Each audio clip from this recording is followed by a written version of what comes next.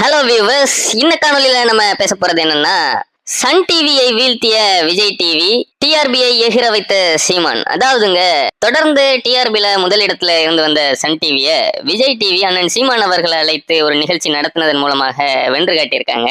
தொடர்ந்து சீரியல்கள்ல மட்டுமே கான்சென்ட்ரேட் பண்ணி வந்த சன் டிவி அதை வைத்து அரைத்தமாவை அரைச்சு பெண்கள் மத்தியில ஒரு பெரிய நன்மதிப்பை பெற்று டிஆர்பில தொடர்ந்து முதலிடத்துல இருந்துட்டு வந்தாங்க. ஆனா விஜய் டிவி வந்ததுல இருந்தே புதிய புதிய கான்செப்ட் அவர்கள் பண்ணி சன் டிவிக்கு இணையான ஒரு காம்படிஷனை கொடுத்துட்டு இருந்தாங்க. ஆனா சமீப காலமாக சன் நியூஸ் ஆட்சி அதிகாரத்துல இருக்கும் காரணத்தினாலும் திமுக அவர்களுக்கு இன்டைரக்டா உதவும் காரணத்தினாலும் டிஆர்பில தொடர்ந்து முதலிடத்துல இருந்தாங்க. அப்போதான் விஜய் டிவியின் நிர்வாகம் என்ன செய்யறதுன்னு தெரியாம கையை பிசைந்து கொண்டிருந்த சூழல்ல கடந்த காலங்கள்ல நம்ம அண்ணன் சீமான் அவர்களை கூப்பிட்டு நிறைய நிகழ்ச்சி நடத்திருந்தோம். அதன் மூலமாக நம்முடைய டிஆர்பி பெரிய அளவு உயர்ந்திருந்துச்சு. அதே மாதிரியான ஒரு கான்செப்டை மீண்டும் நம்ம களமிறக்கும் அப்படின்ட்டு அவர்களுடைய கலக்கப்போவது யாரு நிகழ்ச்சிக்கு அண்ணன் சீமான் அவர்களை சிறப்பு விருந்தினராக அழைத்திருக்காங்க.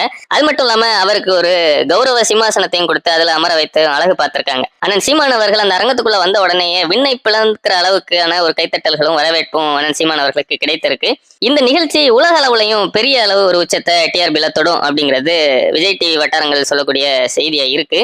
அண்ணன் சீமான் அவர்கள் தான் இப்போ அனைத்து இடங்கள்லயுமே ஒரு டாப் ஸ்டாரா சூப்பர் ஸ்டாரா மாறிட்டு இருக்கிறார். உலக அளவுல பிரபலம் பெற்ற ஒரு சேனலுக்கு அவர்களுடைய டிஆர்பியை உயர்த்துறதற்கு அண்ணன் சீமான் அவர்களுடைய உதவி தேவைப்படுது அப்படிங்கிறது கவனிக்கத்தக்க ஒரு விஷயமா தான் பார்க்கப்படுது. தமிழ்நாட்டு மக்களும் அண்ணன் சீமான் அவர்களை விரும்புற காரணத்தினால் இந்த நிகழ்ச்சி பெரிய வெற்றியை அடையும் அப்படின்னு சொல்றாங்க.